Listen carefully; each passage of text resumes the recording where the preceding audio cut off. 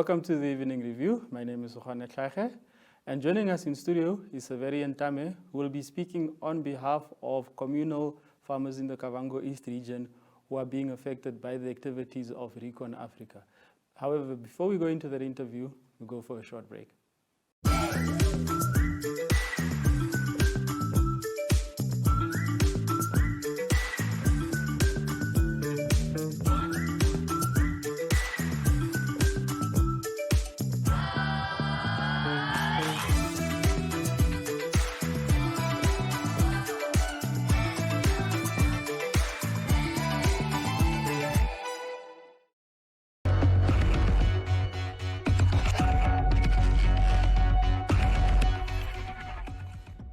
Welcome to the Evening Review, Severin. How are you? I'm good, and you? I'm fine. You are a communal farmer in the Kavango East Region, am I correct? Yeah, you are correct. I'm a communal farmers, emerging farmers in the Kavango region, in the Bagdirico Traditional Authority.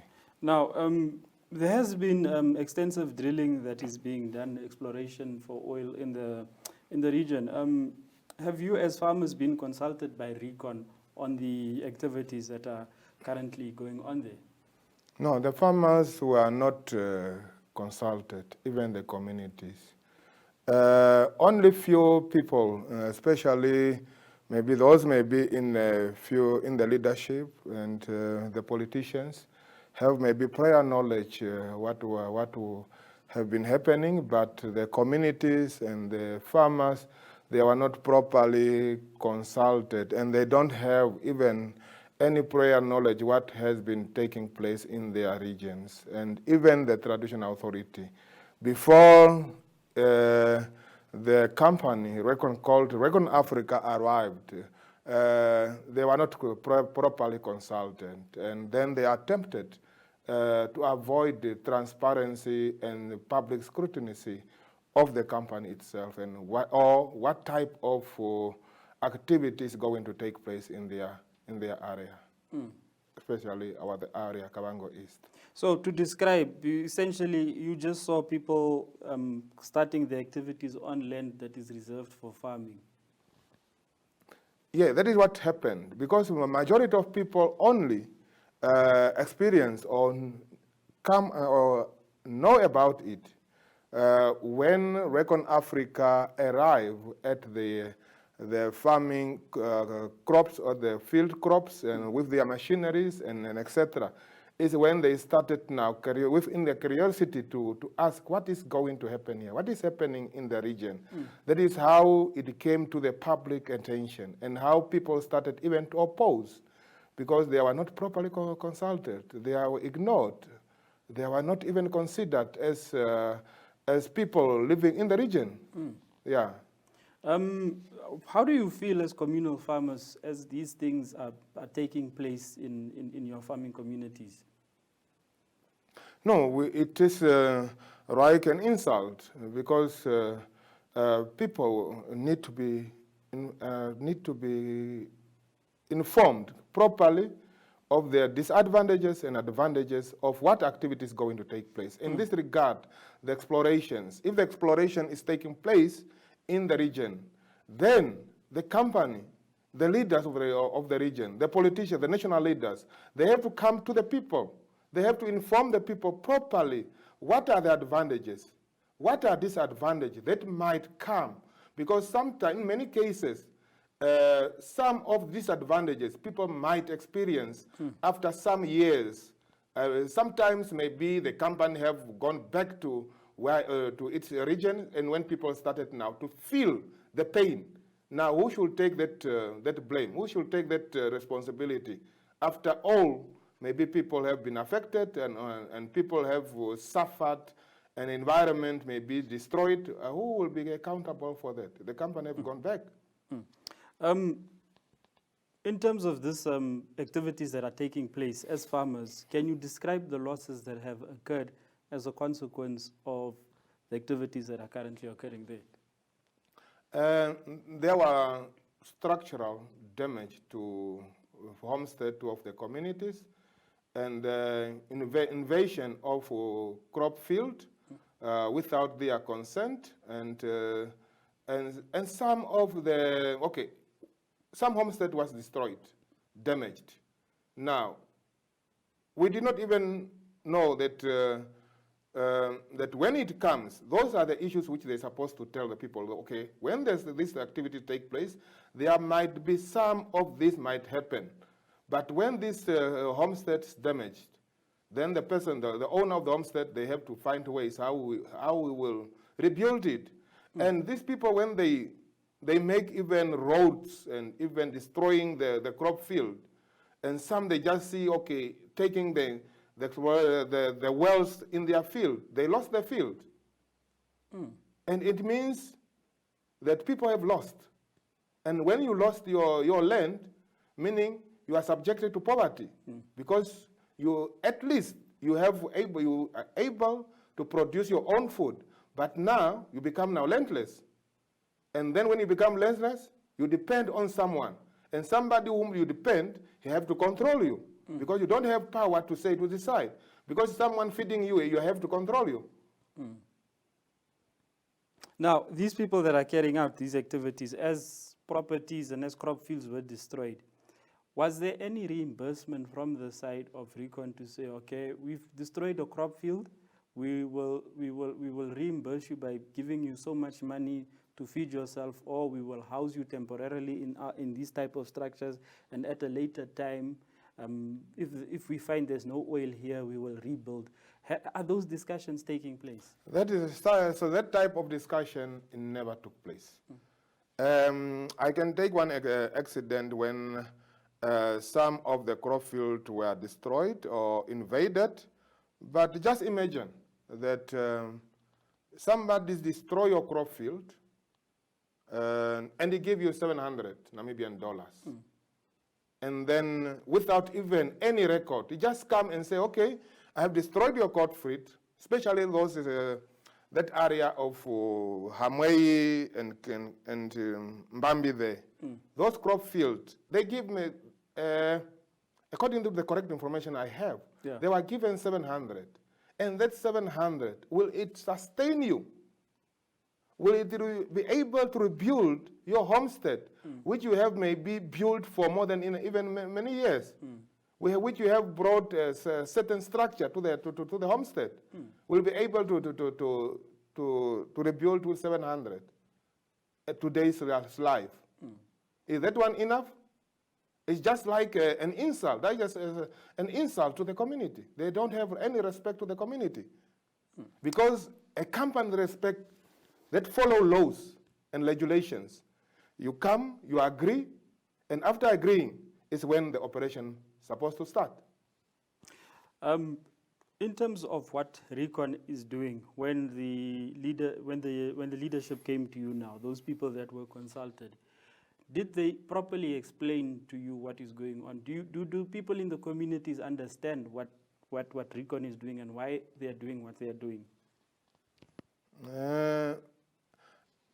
Okay, these things have brought a division, even within the leaders, especially within even the traditional authorities, even with the communities, the leaders within the communities, and some even groups of the communities.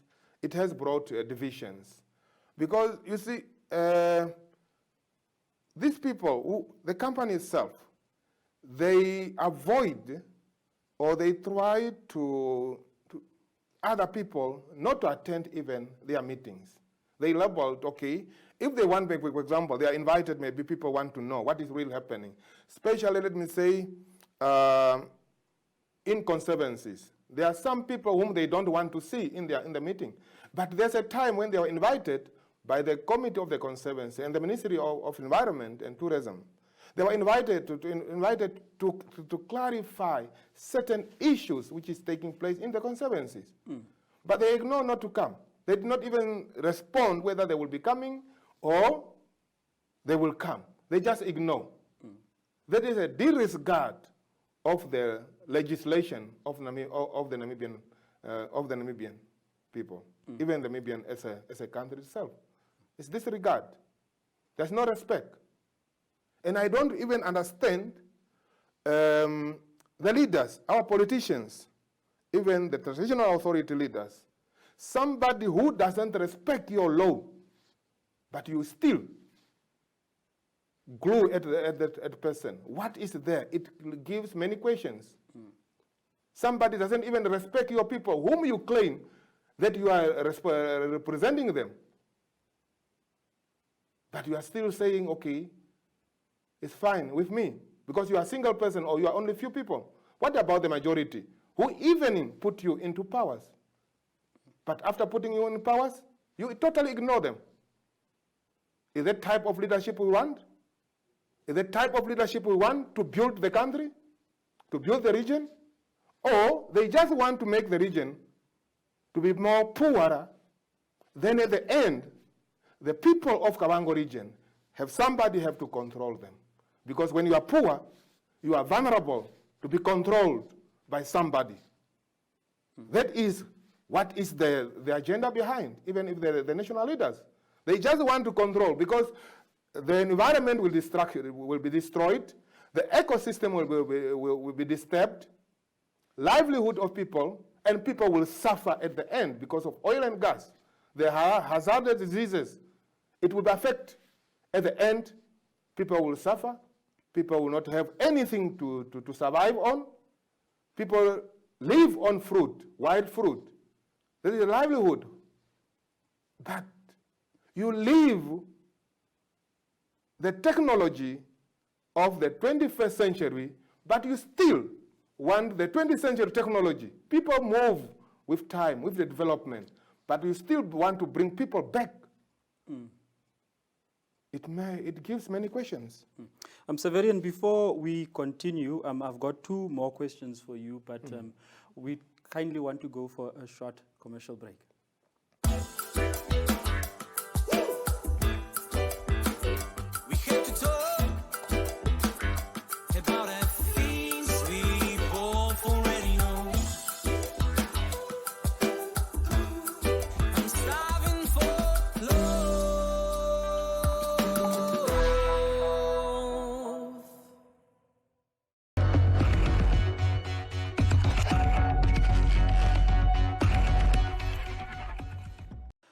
Welcome back to the Evening Review.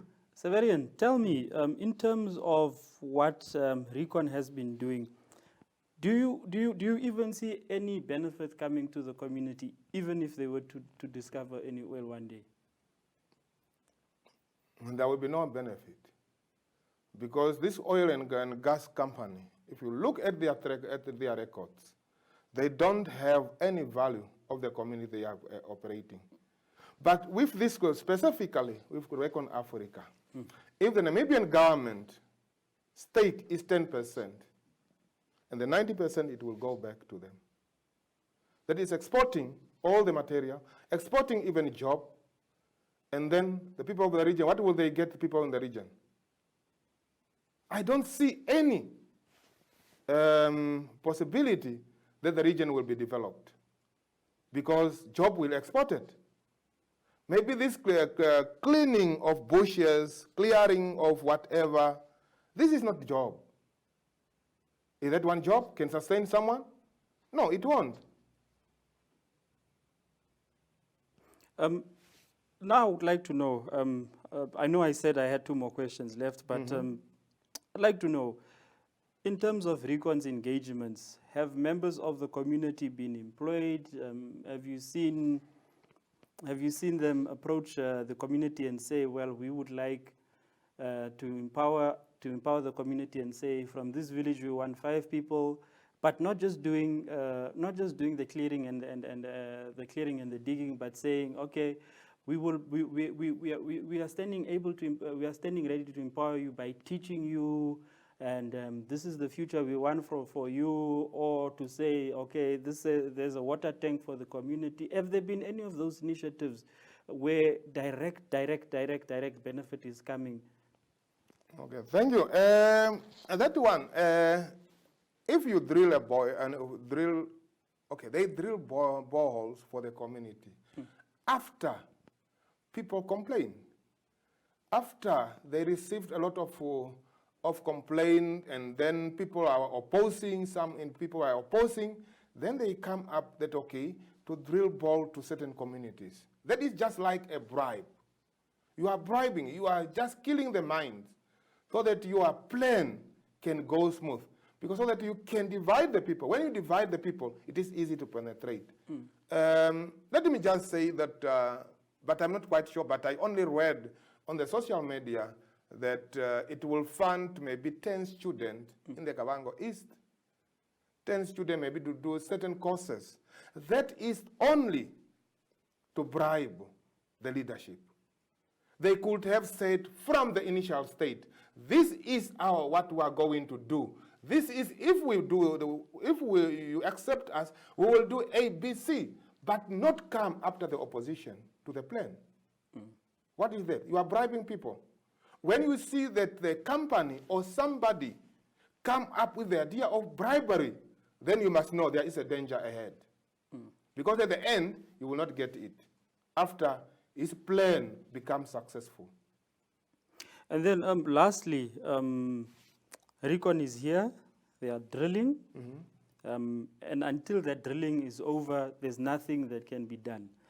What would you like to see going forward? What should Recon do? What should the authorities, the leadership in the Kavango East and West region do to manage the situation and to ensure that there is benefit on both sides?